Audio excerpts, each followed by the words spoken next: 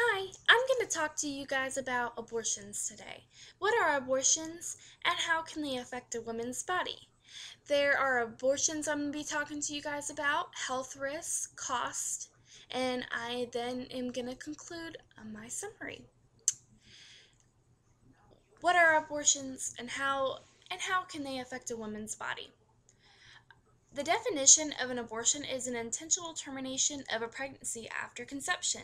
So, what that means is it's just meaning after you conceive and the fetus is starting and the cells are starting to build.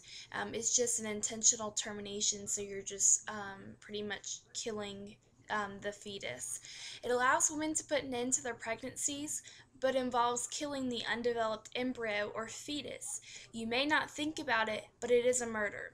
A miscarriage can also be considered an abortion as well. According to abort73.com, U.S. abortion statistics, in 2008 there were approximately 1.21 million abortions in the United States. A lot of the women don't think about when they do have the abortion, they don't think about the health risk that can be involved in this, and that's what I'll be talking about next. There are major health threats to the mother after the procedure is done, as well as lifelong health risks that remain in effect for any woman that decides to go through the abortion. Also, with the high risk for death, is depending on how far along you are, depends what your risk is. So if you're 6 months out and you decide to get your abortion, you may be prone to dying more than what you would be early on in the stage of the development of the fetus. According to afterabortion.org, 10% of women have complications after the procedure. After the procedure, there are complications for future pregnancies, reproductive disease, and depression. Understanding that abortion is murder aids a woman in making healthy decisions for the baby and mother.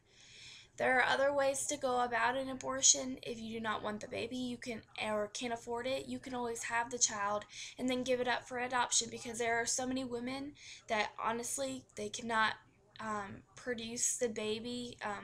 They may not be reproductive enough um, to even conceive. So they're more willing to take the baby into their lives and adopt them. That way they can, have their own child.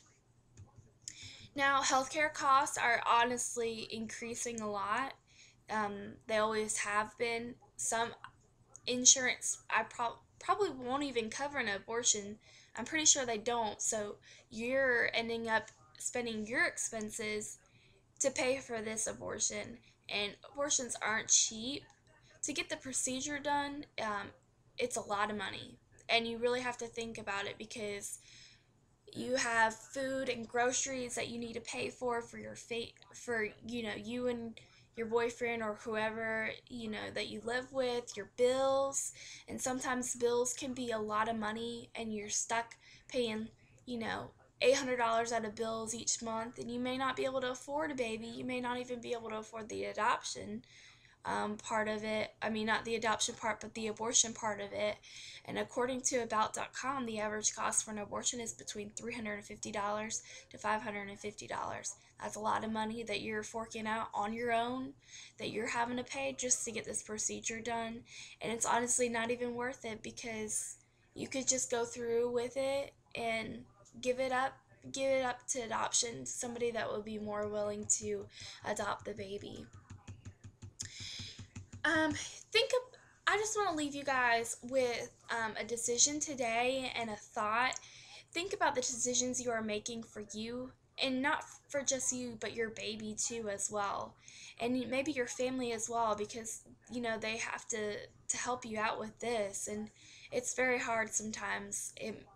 There's all side effects after the abortions, like depression and everything. It's like you don't want to have to live through your life knowing that you had to, kill your own baby.